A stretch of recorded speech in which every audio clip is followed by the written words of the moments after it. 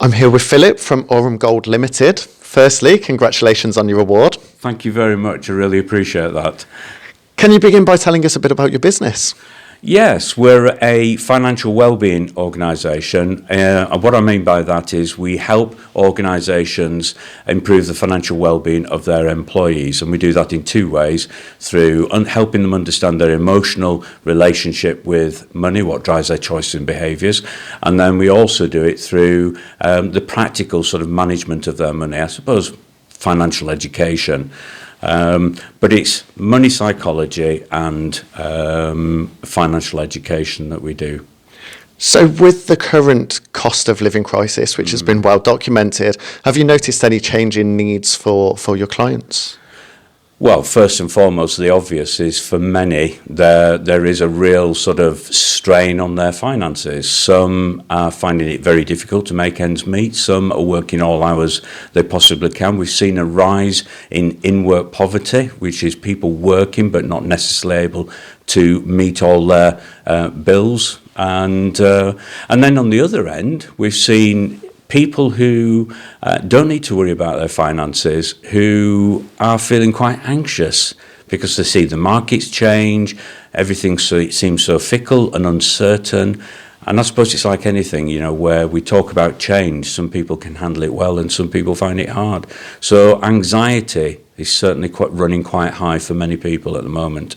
Okay, and so it's not just really for people that are struggling at the lower end of the financial scale, struggling to put bread on the table or turn the radiators on at the winter. It also affects people at the higher level of the pay scale as well. Is that right? It certainly does. And one of the things that we seem to forget is that we all have beliefs and habits relating to how we manage and how we use our own personal money. And when you look at some of the behaviour of some people who've got money and yet are worrying about it, you ask the question, why? And one of the reasons being is because of the things that they believe about money or believe about themselves.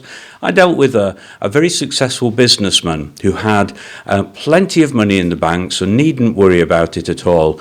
And yet, in a conversation with me, said, "I'm bad with money."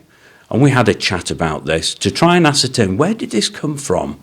And it actually came from when he was a little boy. He had a highly critical father who he just couldn't do anything right. And so his goal was to try and please his father, which he could never do because his father always saw him as somebody who's not going to achieve or what have you. And so he's grown up into adult life. Unbeknown to me, at the time of our conversation, his father had already passed away, and yet he still held that firm belief he was bad with money. Yet the facts say something different. And that tells me that the beliefs we hold are not necessarily the facts that everybody else sees around them. And so it's helping people understand what are the facts about their money and why is it that they're worrying about it, and what can we do about changing the narrative around that belief and create resilience moving forward. So what is the typical process from first engagement through to achieving greater financial well-being? With an organisation, it's usually they've identified that people are concerned about their finances, and so they naturally assume, we'll do some financial well-being, which is great and fine. So when they approach myself, we tend to look at a training course, but within that course, we have a number of assessments that introduce people to themselves. So identify some of those beliefs and some of those patterns of behaviour that become habitual. They don't see it, but they just behave that way. So, for example, somebody who's had a tough day might go out shopping and just buy things and then later on regret what they've bought because they were just trying to satisfy a need because at the point of time they needed to feel good about themselves.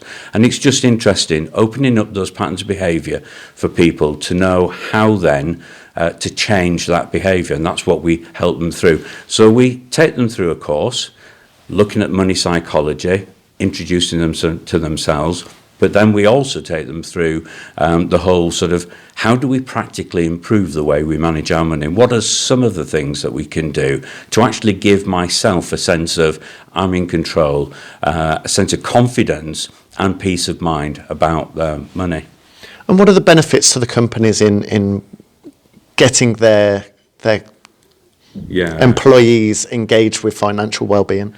Well, first and foremost, it does have a tremendous impact on the bottom line figure. So, for example, if you've got people in your organisation, and most organisations will have some, depending on the number of employees they've got, who are, through worrying, are distracted. That's where accidents, mistakes happen, and so therefore it costs businesses when people are in that state. So if you provide them that support, we're not asking the businesses to do it, we'll help the businesses do it, we're the experts. But when you provide that support for them, you get people then less stress, less anxiety, they're much more engaged, more productive, less likely to take time off through stress-related illnesses, and more likely to be loyal to the company. And that's one of the issues we've got in our society, is companies are finding it hard to recruit, hard to find the people who will stick with them. So if you support your employees in this way, then what you get back is far greater than your investment, and also you get longevity in terms of the organisation and resilience within the organisation. And what are some of the most common mistakes people tend to make? Well, with their money, or with how they sort of introduce people to... Sorry, yeah. So the most common mistakes that they tend to make with their money or with their financial well-being. Yeah.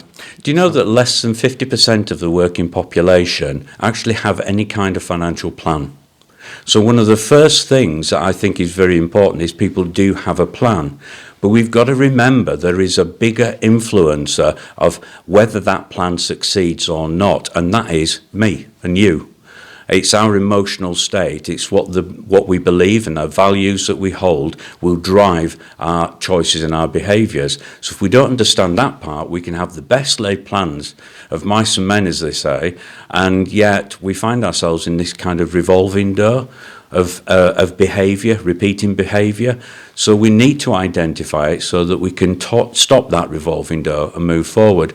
So, some of the challenges that people face are the fact that they don't have a plan. They don't know what's coming in. They don't know what's going out.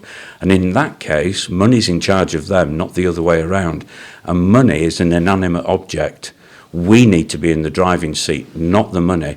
We give money its value, not the other way around. And what would the best way to get in touch be? To get in touch with us, well, you could do that through our website, which is orumgold.ltd.co.uk, or you can contact us through social media, LinkedIn, Facebook, Twitter. You can find us in all those places. Just please, if you've got any concerns, just drop us a line, and we'll look at ways in which we can help and support your business, or if you're an individual, we'll look at ways in which we can improve the way that you're seeing your finances and how you manage your finances and improve your future.